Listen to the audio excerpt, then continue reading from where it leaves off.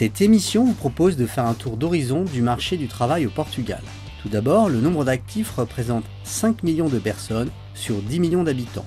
Le chômage reste élevé, surtout du côté des jeunes.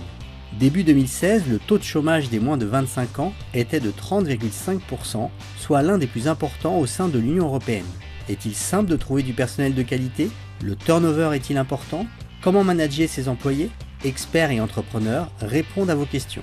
Le Portugal est un pays où un investisseur peut trouver des cadres très bien préparés. Nous avons des universités de grande qualité qui offrent des MBA. Il y a aujourd'hui un grand échange entre étudiants portugais et français, et pas seulement français, d'autres nationalités aussi. Donc c'est un pays où on peut trouver des travailleurs de très bonne qualité, donc il n'y a pas vraiment de grands problèmes. Parmi les établissements réputés, on trouve l'Institut supérieur technico qui correspond au Polytechnique en France. Les universités dans le domaine de la gestion sont également reconnues pour leur formation. Mais attention, si vous êtes un entrepreneur dans un domaine spécifique, vous risquez de connaître des difficultés pour trouver du personnel qualifié. Pour trouver du personnel qualifié, c'est un challenge. Pourquoi nous? Parce qu'on recherche du personnel dans l'aspect digital, nouvelle technologie. C'est un pays très jeune et donc il y a peu de personnel qualifié dans ce secteur d'activité. En effet, et bien que le taux de chômage reste élevé dans pratiquement toutes les branches professionnelles, certains secteurs sont confrontés à un manque de main-d'œuvre. Il est difficile de trouver du personnel dans les domaines des technologies de l'information et de la communication, principalement pour les ingénieurs en informatique, dans les domaines du tourisme, de l'hôtellerie et de la restauration, dans l'agriculture, essentiellement pour la récolte de fruits et de produits horticoles.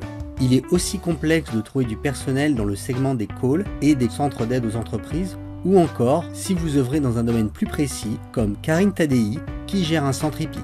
Alors ce n'est pas facile de trouver du personnel de qualité. Il y a peu de gens formés, d'ailleurs on les forme nous-mêmes. Et il y a beaucoup de turnover chez moi, bien sûr, parce que c'est un travail au milieu des animaux, c'est un travail qui est très difficile physiquement et en plus qui demande beaucoup de flexibilité, puisqu'on commence nos balades, des fois, surtout l'été, très tôt le matin et très tard le soir. Donc il y a une plage horaire très large et on trouve difficilement du personnel qui s'adapte à toutes les conditions dont j'ai besoin ici. Où se trouvent donc les travailleurs disponibles? Certaines professions, comme les professeurs, les diplômés dans les domaines de l'économie et de la gestion ou en sciences sociales, à l'exemple des psychologues ou bien dans le secteur de la vente, affichent un excès de main-d'œuvre. Au Portugal, comme dans les pays européens, c'est le secteur des services qui représente le plus grand pourcentage de la population occupée, avec 68,5% contre 24,4% pour l'industrie, la construction, l'énergie et l'eau. Le secteur primaire représente seulement 7,1% de la population occupée. Si le turnover existe dans certains domaines comme la restauration, il n'est pas un fléau au Portugal. Voici un conseil pour garder votre personnel. Du turnover, quand vous regardez une bonne enseigne, quand vous regardez un bon restaurant, vous voyez des employés qui ont 40 ans, 50 ans, ils sont là, parce qu'on nous l'a dit, si on n'était pas présents nous, mais ils sont là depuis 10 ans, 12 ans, dans le même restaurant.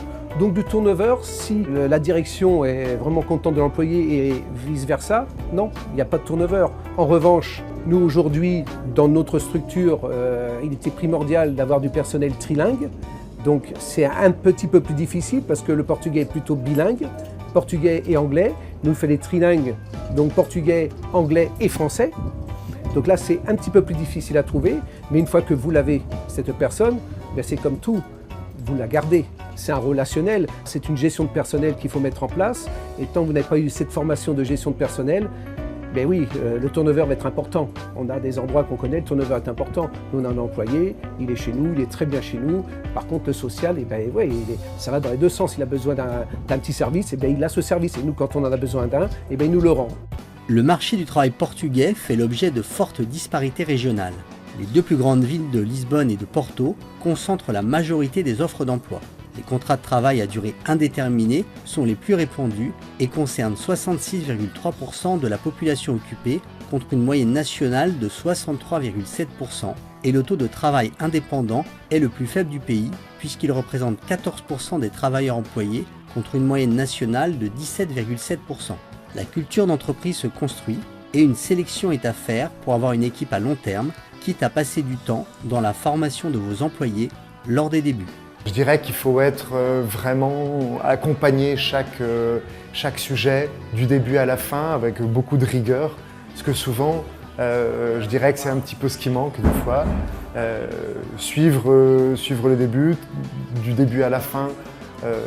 Nous on le voit avec les agences immobilières, quand on demande par exemple des renseignements, des informations, ils ne nous répondent pas. Il faut insister 1 fois, 3 fois, 10 fois. Avec les entreprises, c'est la même chose.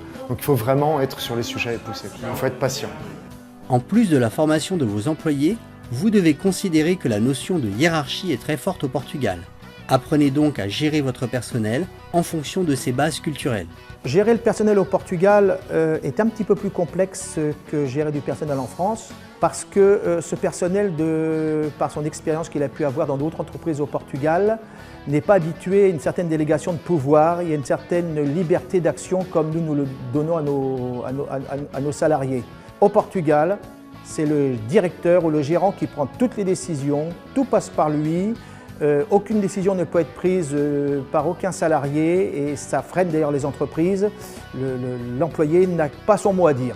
Il n'est qu'un simple employé, c'est ce qu'on lui répondra. Et c'est pour ça d'ailleurs que quand on veut travailler à la française au Portugal, on a des difficultés parce que l'employé portugais aura des grosses difficultés à prendre des initiatives, voire à réfléchir un peu plus que ce qu'on lui demande au Portugal.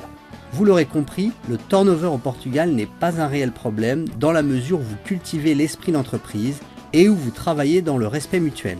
Si vous voulez en savoir plus sur le droit du travail au Portugal, cliquez vite sur notre émission consacrée à cette thématique.